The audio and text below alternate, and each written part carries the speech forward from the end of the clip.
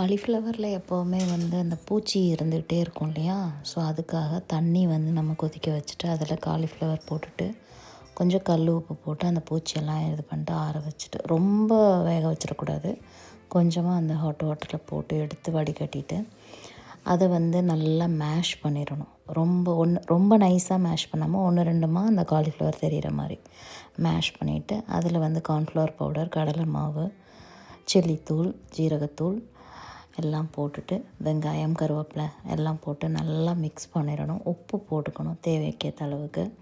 நல்லா மிக்ஸ் பண்ணிவிட்டு deep fry தான் பண்ணேன். ஸோ இது அந்த ரைஸுக்கு சூட்டான எப்போவுமே காலிஃப்ளவர் பக்கோடா அந்த மாதிரியே போட்டு ஒரு மாதிரி இருக்குது. கொஞ்சம் டிஃப்ரெண்ட்டாக பண்ணணுமேன்னு சொல்லிட்டு நம்ம வடைக்கு எப்படி மாவு ரெடி பண்ணோம் அந்த மாதிரி பண்ணிவிட்டு ஸோ அப்படி பண்ணினேன். இது அந்த பீட்ரூட் ரைஸுக்கு நல்லா சூட் ஆகும் அப்படின்னு சொல்லிட்டு அப்புறம் ஒரு வாழைக்காய் வறுத்து பசங்களுக்கு இன்றைக்கி இது தான் லன்ச் அவங்களுக்கு.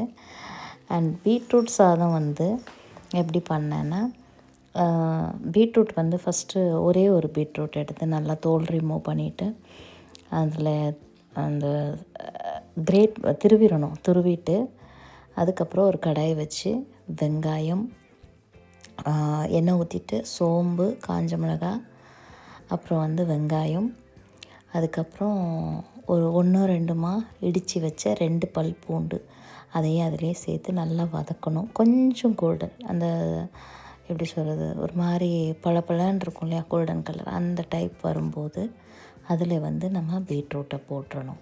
பீட்ரூட்டு ஒரே ஒரு பீட்ரூட். இப்போ நான் 4 பேருக்கு பண்ணுறேன்னா ஒரு பீட்ரூட் போதும். ஸோ அந்த 4 பேருக்கு ஏற்ற மாதிரி ஒரு நல்ல பெருசாக ஒன்று எடுத்து, சின்னதுன்னா 2 எடுத்துக்கோங்க. தோல் எடுத்துகிட்டு இந்த மாதிரி துருவி வச்சுட்டு இந்த வெங்காயத்தோடு ஆட் பண்ணிட வேண்டியது. அதுக்கப்புறம் மஞ்சத்தூள், ஜீரகத்தூள், சில்லித்தூள். இதில் இன்னொரு விஷயம் என்னென்னா, கொஞ்சம் ஸ்பைஸியாக அதிகமாக போடணும். ஏன்னா பீட்ரூட்டில் ஸ்வீட்னஸ் இருக்கும். அதனால் கொஞ்சம் காரம் அதிகமாக போட்டால் தான் நம்மளுக்கு அந்த ஸ்வீட் தெரியாமல் இருக்கிறதுக்காக தான் அது போட. அடுத்தது இது மிக்ஸ் பண்ணிவிட்டு ஒரு தக்காளியை கொஞ்சம் 1-2 ரொம்ப நைஸாக பேஸ்ட் பண்ண வேண்டாம். 1-2 அதை நல்லா பேஸ்ட் பண்ணிவிட்டு அதுக்கப்புறம் இதில் இன்னொரு விஷயம் இருக்குது. எப்படின்னா, நான் புளி அதிகமாக யூஸ் பண்ண மாட்டேன். ரொம்ப கம்மியாக யூஸ் பண்ணுவேன். அதனால் தக்காளி யூஸ் பண்ணுறேன். சப்போஸ் நான் புளி யூஸ் பண்ணுவேன்னு நினைக்கிறவங்க தக்காளியை ஸ்கிப் பண்ணிவிட்டு அதுக்கு பதிலாக ஒரு கொட்டை புளியை நம்ம ரசத்துக்கு எப்படி எடுப்போம் அந்த மாதிரி அதை புழிஞ்சி அதுக்கு பதிலாக அந்த தக்காளிக்கு பதிலாக நீங்கள் புளி கூட யூஸ் பண்ணிக்கலாம். நான் தக்காளி யூஸ் பண்ணிக்கிட்டேன், அவ்வளோதான். இது நல்லா கொஞ்சம் தண்ணி விட்டுட்டு நல்லா மிக்ஸ் பண்ணி இந்த அளவுக்கு வரும்போது இந்த பீட்ரூட்லாம் நல்லா வெந்து ரெடியாக இருக்கும்போது ரைஸ் நம்ம வேக வச்சு ஆல்ரெடி எடுத்து வச்சுருக்கோம். அதை இதில் போட்டு நல்லா கிளறிட வேண்டியதான். கொஞ்சமாக சால்ட் நான் ரைஸில் எப்போவுமே போடுவேன். அதனால் அதுலேயும் சால்ட் இருக்கும், இதுலேயும் சால்ட் இருக்கும், கரெக்டாக இருக்கும். அண்ட் பக்கோடா இந்த ரைஸ்க்கு சூட் ஆகும்.